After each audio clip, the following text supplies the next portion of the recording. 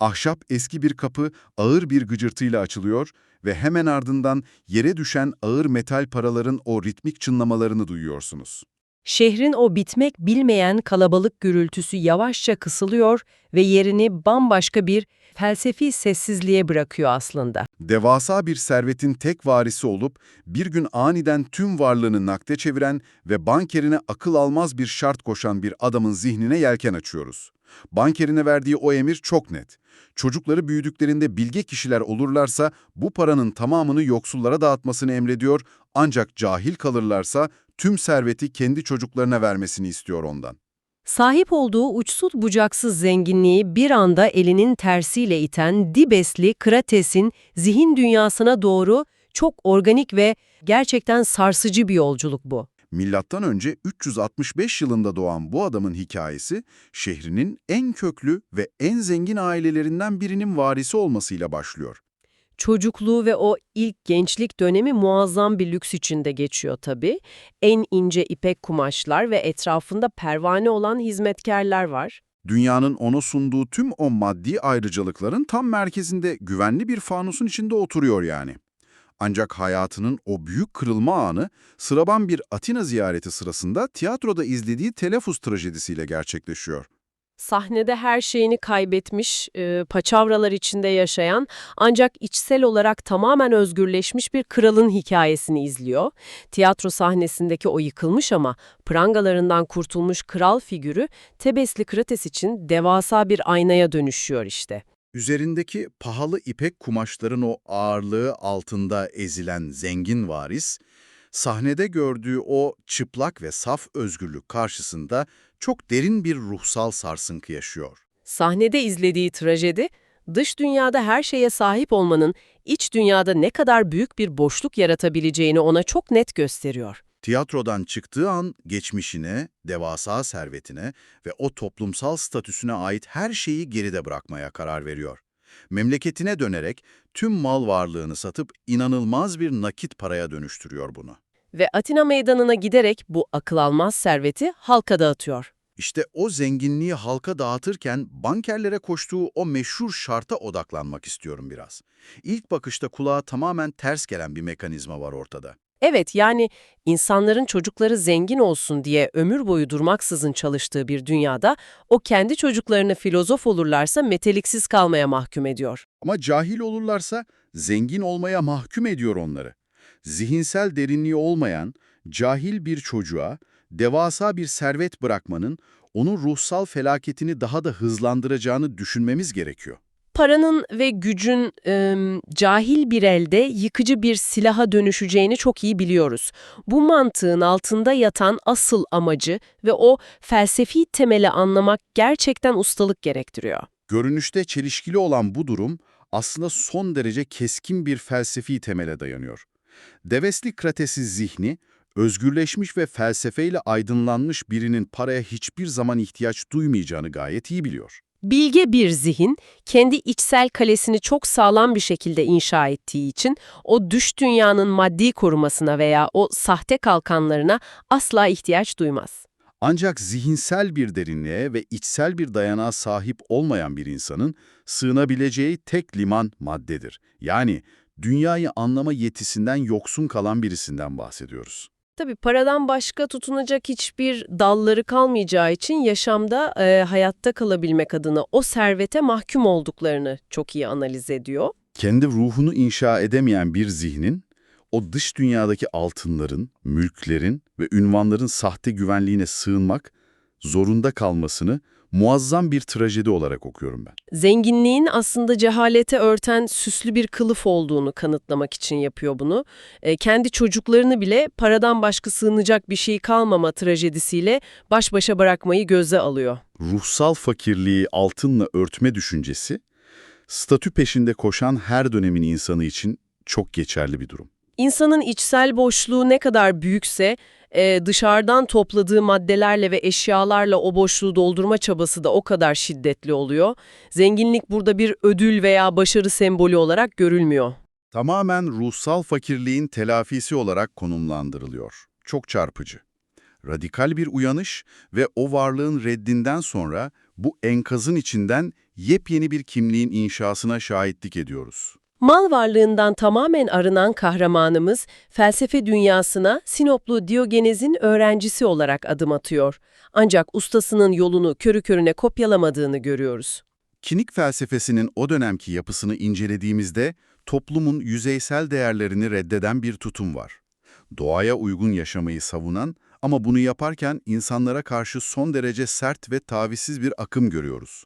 Kinik kelimesinin kökenindeki o köpeksi duruş, ustası Sinoplu Diyogenes'in fıçı içinde yaşayıp insanları sürekli aşağılamasından besleniyor.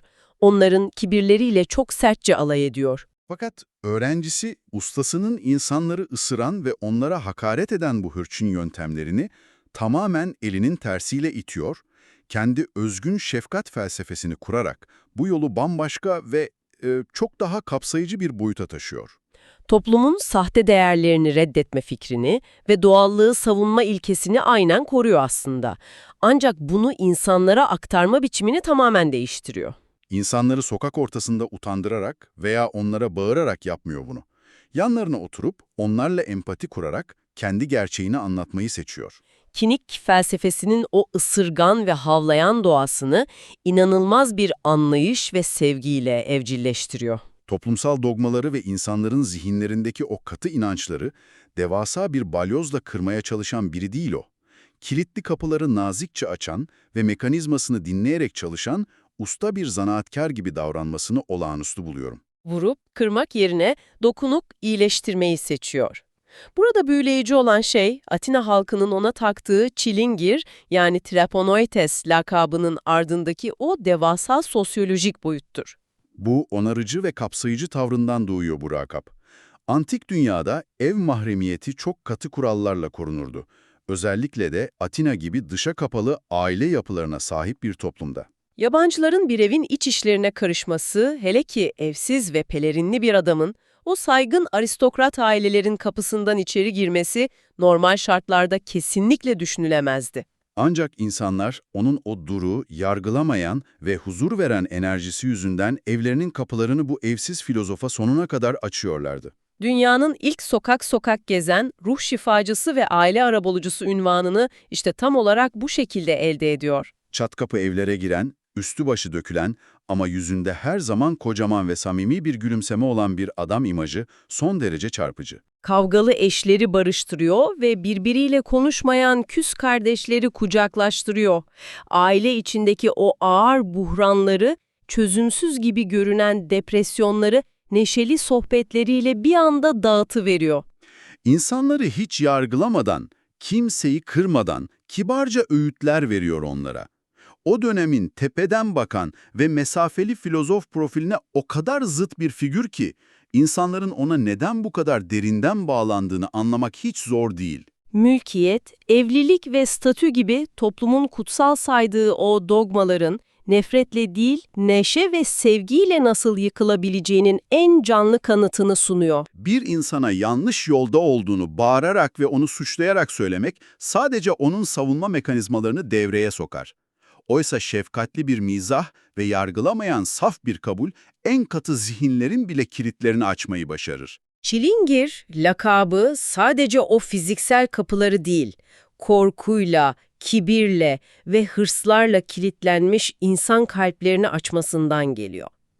Yıkıcı bir eleştiri yerine sarmalayıcı bir sıcaklık sunarak kendi felsefesini organik bir şifa aracına dönüştürüyor.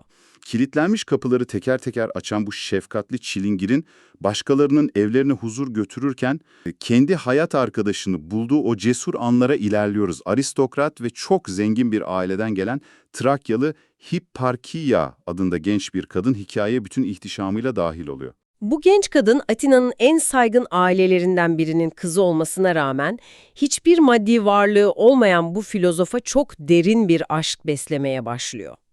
Tabii kadının ailesi bu duruma büyük bir dehşetle ve panikle yaklaşıyor. Evsiz, hırpani, üzerinde sadece eski bir pelerin olan bu adamla kızlarının evlenmesini engellemek için doğrudan ona başvuruyorlar. Ondan kızlarını reddetmesini istiyorlar. Bunun üzerine kahramanımız çok tarihi bir tepki veriyor. Genç kadının karşısına geçerek üzerindeki tek mülkü olan o eski pelerinini çıkarıp yere fırlatıyor. Tamamen çıplak kalarak karşısındaki damadın ve sahip olduğu tüm servetin yerde yatan bu kumaş parçasından ibaret olduğunu söylüyor ona. Eğer onunla olacaksa bu hayatı ve bu pelerini seçmesi gerektiğini belirterek hayatının kararını tamamen genç kadının o özgür iradesine bırakıyor. Bu sahne, insanın sahip olduğu en temel savunma kalkanı olan giysilerinden bile arınarak kendi gerçeğini en çıplak ve filtresiz haliyle ortaya koyuşunun muazzam bir temsilidir. Saklayacak veya utanacak hiçbir şeyi kalmayan bir zihnin mutlak dürüstlüğünü görüyoruz. Genç kadının buna verdiği tepki ise felsefi anlamda eşine az rastlanır devasa bir cesaret örneğine dönüşüyor.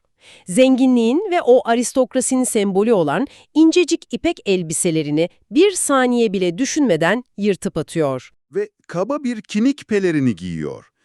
Hipparchia'nın o kaba pelerini giymesinin sadece bir kıyafet değişimi olmadığını hepimiz çok net anlıyoruz. Bu, ustası Sinoplu Diyojenes'ten miras kalan ve dünyevi tüm statüleri reddeden felsefi zırhı kuşanmaktır. Toplumun ona dayattığı tüm o statü beklentilerini ve kadınların sadece ev içinde var olması gerektiğine dair o sahte değer yargılarını bir çırpıda çöpe atıyor. Atina gibi statünün, ünvanın ve dedikodunun her şey demek olduğu bir şehirde, sokaklarda evsiz yaşayarak tüm o yapay utanç duvarlarını yerle bir ediyorlar. Aşklarını, tartışmalarını ve felsefelerini Atina meydanlarında herkesin gözü önünde tam bir özgürlük içinde yaşıyorlar. Başkalarının fikirlerinin veya toplumun ayıplarının onların üzerinde hiçbir gücü kalmıyor. İnsanın ancak eşyadan ve başkalarının onayından vazgeçtiğinde gerçek anlamda derin ve sarsılmaz bir bağ kurabileceğini tüm şehre ispatlıyorlar. Birbirlerine ünvanları veya cüzdanlarının kalınlığı için değil, sadece çıplak zihinleri ve saf felsefeleri için sevmeyi seçiyorlar. Antik dünyada kadının genellikle ev sınırları içine hapsedildiği ve sadece dokuma tezgahı başında hayal edildiği bir düzende felsefe yapan ve sokaklarda özgürce yaşayan bir kadın figürü olarak tarihe geçiyor Hipparchia. Bu devrim niteliğindeki cesur adım, kendi döneminin o ahlak anlayışına vurulmuş en estetik darbelerden birini temsil ediyor şüphesiz. Toplumun bu normlarına verdikleri felsefi yanıtın ardından, çok daha devasa ve evrensel bir siyasi güçle karşı karşıya geldikleri o anlara tanıklık ediyoruz. Dünyayı fetheden ve ordularıyla krallıkları yerle bir eden o yenilmez hükümdar Büyük İskender, felsefeciyi bizzat ziyarete geliyor. İskender'in o yıkıcı gücünden Tebes şehri de nasibini alarak enkaz haline gelmiştir. Hükümdar, bu ünlü filozofa saygısını göstermek ve belki de kendi vicdanını rahatlatmak için şehrini yani Boeotia bölgesindeki yaşam alanlarını baştan aşağı yeniden inşa ettirmeyi teklif ediyor. Tüm masraflarını karşılayacağını belirtiyor. Dünyanın en güçlü adamı devasa bir bütçe ve imparatorluk ordusuyla senin geçmişini onarayım diyor ona. Ancak kahramanımız her zamanki o bilge ve sakin gülümsemesiyle bu teklifi elinin tersiyle itiyor. İskender'e sunduğu yanıt çok sarsıcı. Buna hiç gerek olmadığını ve kendisi şehri kursa bile yarın başka bir İskender'in çıkıp o şehri tekrar yıkacağını çok net bir şekilde ifade ediyor. Kalıcı ve geçici olanın maddeyle mananın o muazzam çatışmasını izliyoruz burada. Büyük İskender'in inşa edeceği şehir taşlardan, tuğlalardan ve altından oluşacaktır. Yani bunlar tamamen fiziksel dünyanın yasalarına tabidir. Bir ordu tarafından fethedilebilir, yakılabilir ve yok edilebilir şeylerdir. Oysa felsefecinin inşa ettiği o içsel kale, dış dünyadaki hiçbir ordunun veya hiçbir kralın ulaşamayacağı bir yerdedir. Dışarıda inşa edilen her şeyin eninde sonunda yıkılmaya mahkum olduğunu kavramış bir zihin için, tuğladan yapılmış bir şehrin imparator emriyle yeniden diriltilmesi tamamen anlamsızdır. İskender fiziksel dünyayı fethetmiştir ama kendi hırslarının, fetih arzularının ve o onaylanma ihtiyacının kölesi olmaktan kurtulamamıştır. Diğer ise hiçbir toprağa sahip olmamasına rağmen kendi zihninin mutlak efendisi olmayı başarmıştır. Krallara karşı gösterdiği bu sarsılmaz direnişin yanı sıra, sıradan insanların ve özellikle de gençlerin o alaycı tavırlarına karşı da içsel kalesini korumayı çok iyi başarıyor. Kambur ve çirkin vücuduyla alay eden Atinalı gençlerin acımasız sözlü saldırılarına maruz kalıyor. Fiziksel görünüşü o estetik takıntılı antik Yunan toplumunda her zaman bir alay konusu oluyor. Onlara verdiği cevapsa, bedensel algıyı yıkan, zihinsel bir kılıç darbesi kadar keskindir. Onlara dış görünüşüyle eğlendiklerini ama kendisinin ruhunun önündeki tüm engelleri çoktan aşıp özgürlüğe kavuştuğunu bildiriyor. Asıl acınası olanın onların zihinlerindeki o görünmez ve hastalıklı kamburluk olduğunu yüzlerine doğrudan vuruyor. Bedenin sınırlarını aşmak ile zihnin o dar, ön yargılı ve kibirli yapısı arasındaki bu tezat, o kusursuzluk takıntısının yüzeyselliğini tek cümlede açığa çıkarıyor. O alay eden gençler, dışarıdan bakıldığında düzgün bir omurgaya sahip görünebilirler. Ancak zihinleri, başkalarını yargılamanın ve yüzeysel değerlerin ağırlığı altında ezilmiş ve tabiri caizse tamamen kamburlaşmıştır. Kendi fiziksel kusuruyla barışık olan ve bunu bir zayıflık olmaktan çıkaran bir ruhun karşısında o dik duran bedenlerin aslında ne kadar engelli ve zavallı bir durumda olduğunu felsefenin o sakin gücüyle kanıtlıyor. Tüm bu yaşananları düşündüğümüzde hayatının her anını kendi kurallarıyla yazan bir adamın hikayesini yavaşça sonuna doğru milattan önce 285 yılına taşıyoruz. Debesli Krates, arkasında hiçbir maddi mülk veya kimseye tek kuruş borç bırakmadan bu dünyaya veda ediyor. Ve en önemlisi, içinde zerre kadar pişmanlık bırakmadan kendi özgür şartlarıyla ayrılıyor aramızdan. Ölüm anında bile hayatı nasıl büyük bir sadelikle yaşadıysa o şekilde ayrılmayı seçiyor. Hiçbir zaman bitmeyen isteklerin ve hırsların peşinde koşmadığı için vedası da son derece dingin, dostça ve huzurlu oluyor. O sessiz ve mülksüz veda, insanlığa bırakılan en büyük entelektüel mirasın temelini atıyor.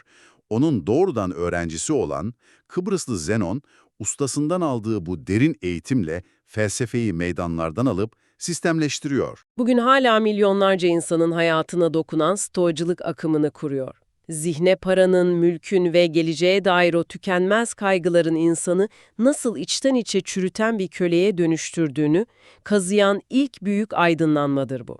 Felsefesi, modern insanın o bitmek bilmeyen iş stresine ve sürekli yeni bir şeyler satın alma güdüsüne çok doğrudan bir şifa sunar. Ünvan biriktirme çılgınlığına karşı durur. Sürekli geleceği planlamaktan bugünü kaçıran o modern kaygılara karşı da çok güçlü bir panzehir işlevi görür. Mülklerin, statülerin ve biriktirilen onca eşyanın ruhu özgürleştirmediğini, aksine bizi dünyaya daha sıkı bağlayan ağır prangalar olduğunu onun hikayesi sayesinde çok net görebiliyoruz. Gerçek huzur ve kalıcı mutluluk kapıları o statüyle veya banka hesaplarıyla zorla açmakta bulunmuyor. Tıpkı o antik çilingir gibi gönül kapılarına sevgiyle, neşeyle ve anlayışla sızabilmekten geçiyor her şey. İnsanın dış dünyadaki tüm o gürültüden ve beklentilerden sıyrılıp sadece kendi zihninin sınırları içinde bağımsızlığını ilan etmesi, zamanın çok ötesinde bir bilgeliği temsil ediyor. İnsanlar yüzyıllar boyunca dünyayı kontrol etmeye çalışırken, o kendi iç dünyasındaki karmaşayı tamamen evcilleştirmeyi başardı. En güçlü silahın büyük bir ordu veya altın dolu bir kese değil, dış koşullardan etkilenmeyen bir zihin olduğunu bizzat kendi hayatıyla kanıtladı. Bugün dahi etrafımızı saran tüm o dijital ve fiziksel karmaşanın içinde bu sadelik arayışının ne kadar hayati bir öneme sahip olduğunu çok daha derin bir şekilde hissediyoruz. Asıl zenginliğin ne kadar az şeye ihtiyaç duyduğunla ölçüldüğü gerçeği, felsefe tarihinin en büyük derslerinden biri olarak karşımızda duruyor. Eğer gerçek özgürlük, sahip olduğumuzu sandığımız tüm o yükleri zihnimizden söküp atmakta gizliyse, sizin bugün kendi etrafınıza ördüğünüz ve bir türlü yırtıp atamadığınız o görünmez ipek kumaşlar nelerdir? Bir okur bir kare, yaşayan kütüphane, fikirler burada ölmez.